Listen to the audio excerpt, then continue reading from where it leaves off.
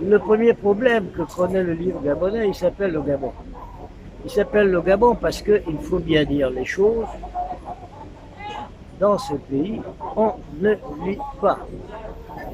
C'est-à-dire que nous sommes une civilisation de l'oralité et les gens accrochent, si vous voulez, beaucoup plus aux images et sons, donc à la vidéo, mais très peu à l'écrit. Autrement dit, et vous le constatez dans la vie de tous les jours, lorsqu'un texte dépasse 10 lignes, ça devient impossible pour beaucoup de nos compatriotes. Par contre, une vidéo, elle va devenir virale avant la fin de la journée parce que c'est beaucoup plus simple, parce que c'est beaucoup plus facile. Or, la lecture est un exercice qui demande quand même beaucoup de choses, qui demande d'abord un investissement. Je ne parle pas de l'investissement financier, je parle d'un investissement intellectuel, d'un investissement physique. Et c'est aussi un investissement qui suppose, si vous voulez, de sortir du groupe. Parce qu'on ne lit pas sur la place publique. Pour lire, vous êtes obligé de sortir, de vous extraire du groupe et de vous mettre en conversation avec celui qui a écrit le livre et de vous plonger dans un monde qui n'est pas celui de votre quotidien. Or, dans une société comme la nôtre, le seul fait pour vous de sortir du groupe est déjà suspect. Nous sommes une société où il faut tout faire ensemble, où on admet difficilement ce qu'on appelle l'individualité. Je précise, je n'ai pas dit l'individualisme.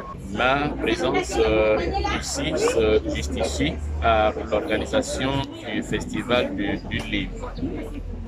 Et nous représentons également les éditions clés du Centre de littérature évangélique basé à Yaoundé. Ce centre de littérature jusqu'ici n'avait pas de représentation nationale.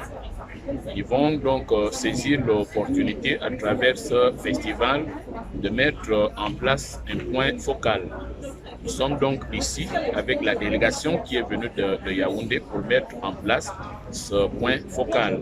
Donc à partir du mois prochain, les Gabonais sur le plan local pourraient désormais avoir tous les produits des éditions clés à Baraka, mission, c'est-à-dire le siège de l'église évangélique du Gabon. Déjà, nous pouvons avoir tous ces produits ici en exposition lors de ce festival du livre. Bonjour, je suis Jennifer Mitaka Dumbu. Voilà, je suis auteur de ce essai scientifique qui porte sur les activités illicites à la frontière du Malinga, entre le Gabon et le Congo. Je prends part au FINIGA, Festival du livre international, qui a pour thème la contribution des jeunes Gabonais à l'éveil citoyen. Voilà, donc je ne suis pas là en vain. Mon ouvrage est très intéressant et il contribue également à l'éveil citoyen gabonais. Voilà, c'est une bonne chose que de faire ce genre de manifestation